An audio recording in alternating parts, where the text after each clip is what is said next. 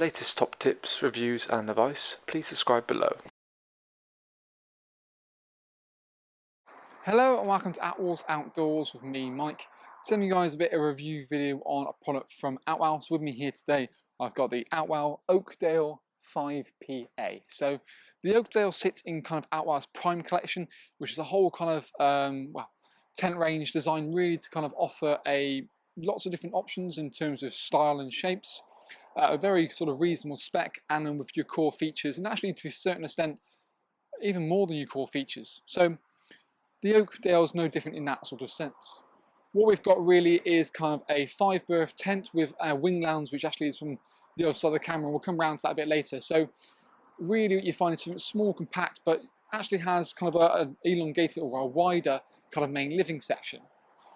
Sleeping at the back, obviously a nice wide living area, and obviously enclosed canopy. So 3 main zones you can pretty much make to what you wanted to. We've got nice features, things like the kind of embossed kind of fabric. Runs about 4,000 mil, about 70D, so it's a good strong material, but it's got a great waterproof level behind it as well.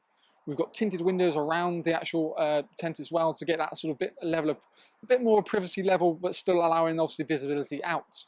You can necessarily, by looking in, see more sort of shapes rather than physical detail, but if you want to, and you can, you've got privacy curtains all the way around it as well, so even in kind of the front canopy section, you can get that ultimate level of privacy as you see fit. It's inflatable, so it's quite quick and easy to pitch. You can see from my own kind of Attwoolls pitching and packing video, it took me around about sort of 10-11 minutes to pitch on my own, which means it's ideal for going away for short periods as well as longer periods. We've got high visibility guidelines as well to obviously make sure you haven't got a trip hazard, and then you've got storm straps front and back to get a great torsion into the roof itself. All the beams are almost like a bit of an angle to one another, and it's really helped to give a bit more structural stability, but also to get that roof looking really nice and taut. There are optional things like an awning go on the front of it, and you can attach it onto this point here. Things like footprints and carpets as well to sort of match, so you can really make it kind of a home away from home. Key thing for this tent is obviously ventilation. We've got really nice big side mesh door here, and there's also one in the living area into the awning section. We've got low level ventilation beneath the windows here as well to help us sort of fight condensation. The rear tent's also got a really nice big ventilation panel again to kind of help with that condensation issue. From the front point of view, we've got the ability that we can kind of happily roll the door from right to left or left to right, depending on how you want your setup to be. So it gives you lots of flexibility there. And then the front door can also create a little veranda kind of thing, so you get a bit of airflow into it while still retaining privacy at a lower level and keeping dogs and the kids in. What we'll do is we'll open the door kind of from right to left, so you can almost have it half open to a certain extent. What it allows you to do is obviously have a little bit of a covered area in that area at the front, so that's going to be where you're going to be putting things like your shoes and that sort of stuff, but still have your corridor directly through. Failing that, what you can also do is kind of open up fully. There is windows, like I said here, and you've got your privacy curtain located behind it. But if you really want to, what you can also do as well is take it right down to the bottom, and then create a kind of a complete open canopy by slipping the panel down. It won't physically detach, but what you can do is quite literally just sort of fold it away and then sort of roll it up into the corner section, albeit not the best, but does the job. And then we've got a nice open kind of canopy, and we haven't got the door rolled up, kind of taking up a little bit of room, and it looks a bit smart, I think, a bit in that way. Canopy depth wise is really quite nice depth, and actually what we'll do is we'll swing the camera around, have a look on the inside of it, and talk through more features that the Oakdale actually has. So as we kind of come around, straight away you can probably appreciate a bit more of the size of it from the front. So we can see from here kind of a good sort of generous depth of the actual kind of canopy itself, so you can happily sort of a cooking unit more than happily here, and you still allow anyone to kind of come in and out as they please. We now enter this kind of sort of door between the two sections. So what we've got here is kind of Outwell's own quick and quiet door, so its ability to come in and out of here without having to worry about sort of opening zips or anything like that. So you've got magnets running down the side, and it sort of brings the 2 panels kind of together. One thing I'll say, certainly with the middle doors where I see this, it always maybe doesn't close right at the bottom. It's definitely a bit more of a probably a a critique of it. It's a nice sort of concept. I think for the middle door it doesn't work as well as it does in the bedroom section. If you don't want to kind of do with that, you can always just zip that door completely. So then you haven't got to worry about that. And then from there, all you can do is use it like a conventional door, so it rolls from sort of right back to the left.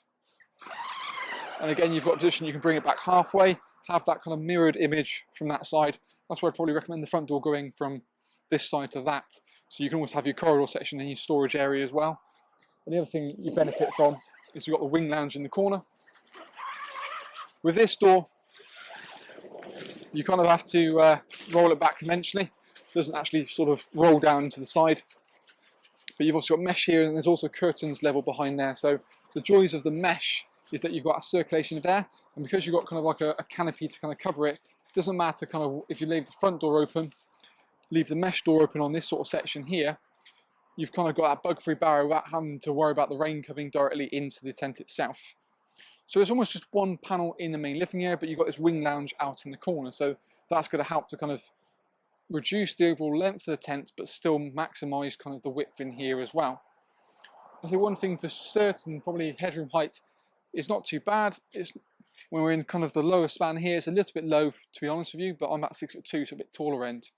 I think if you're comparing kind of the Outwell models, I think it's probably the Jacksondale of it. The Jacksondale is probably the same width in the main body, but a bay longer, and I think there's a little bit more usable space in that for me. But still, there's talking points here, and the wing lounge is perfect for kind of putting a settee in there. You can then create kind of a projector on that one side there and watch your movie night there. Storage pockets built into the front section as well, helps to declutter the main kind of front of the awning, and you've got it on either side. You've got Outwell's kind of hook track system, which is the ability to have a hanging point pretty much anywhere along the beams, and you just clip it on, clip it off like a clothes peg, and you've got it on this beam, and the front beam, so all the main beams as well. So you can use it for lighting, for storage units, or whatever you really wanted to be fair. Now in kind of the back section, we can see we've got a bedroom. So there's two bedrooms, as we can see it here. We've got a 140 and then a 180. So that will more than happy fit a normal double air bed. That you're probably not going to get a double and a single in, but that would be probably more your sort of generous sort of adults room, and then the kids can go in there. So you have more room in this side. This way is where you've got the quick and quiet door, which I think for me on the sort of master bedroom works better. So you can kind of again come in and it actually does shut behind you. More importantly, you've got a mesh panel built into the actual tent as well, so you can have a good amount of airflow in. And again, if you don't want to use that kind of quick and quiet function, you can merely just zip it back and use it conventionally as we talked about. Between the two sections, you've also got a zip divider. So the divider is down the sides, but not necessarily along the bottom. So you've still got a good amount of privacy from one place to another, and it helps to make it feel like a separate bedroom in total. You've got a slightly darker inners at the back again, so it's really helped to reduce early morning light, while still kind of giving you a good sort of level of breathability. We've also got a bigger vent at the back. Oh, fingers and thumbs, come on, Mike. So we've got a big venter at the back there as well. So that's going to kind of help to increase airflow in and out of the actual tent as well, but you've got this kind of blinds so you get the privacy when you want to as well. Storage pockets are not only built into kind of the inside of the bedroom, but also externally in the bedroom as well. You've got a cable entry point into the bedroom section here as well, so you can have your mains hookup quite happily in there. Your wing lounge is actually really quite smart. You've even got actually the hook track system on there as well, and it's got a blanket window with two mesh points in there individually. But let's pick the camera up, bring it inside the tent and get a bit more of a feel for kind of the spatial size of it. So starting with kind of the sort of canopy depth, it's a decent sort of canopy depth, definitely more of a kind of a very vertical front, which works quite nice, but also you've got great visibility in the windows. The mesh door quite on there really does help to keep the bugs out. And then we've got kind of our nice sort of wing lounge section in the corner there. So again, that works really well. Really nice big window there, but also got privacy curtains and low level ventilations in the points in the corner. And then we've got that hook track system running all the way along the side of there. And again, back onto the beam. So you can have these little hooks.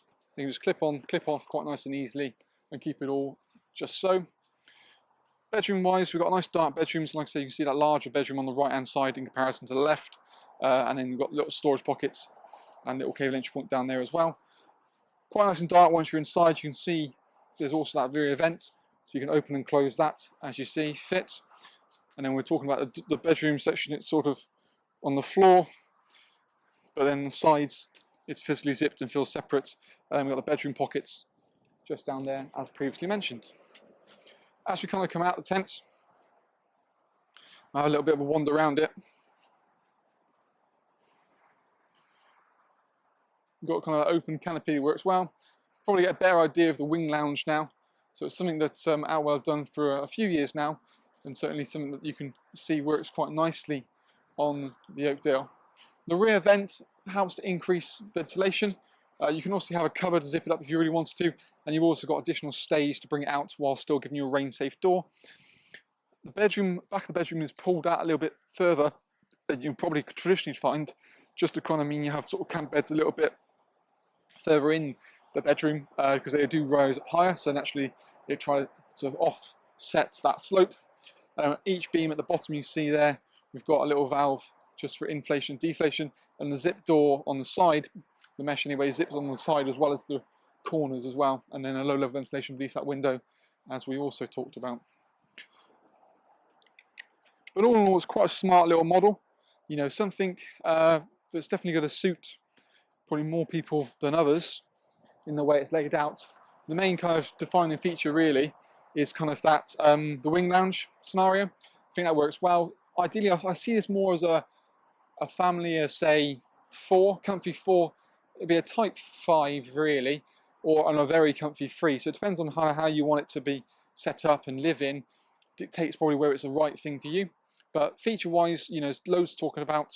Not only got darker bedrooms, but zip dividers, lots of mesh built into it, the quick and quiet doors, storage pockets. So there's a lot going on here as well. And the ground sheet can also come included with this front section when you buy the footprint as well. So all in all, really quite smart little model. For more information, check the link below this video. We've got all the sort of lists of pack sizes, floor diagrams, floor dimensions, as well as things like the spec of each individual item listed quite happily there, as well as the price, package deals and so forth. So you can always check that if need be. But let us know what you think of it via email or the comments box below. But for me, I think it's a nice model. Definitely suits a certain kind of style of living for sure. But some key points I feel that do tick some quite important boxes. So yeah, that's our little video review on the Outwell Oakdale 5PA.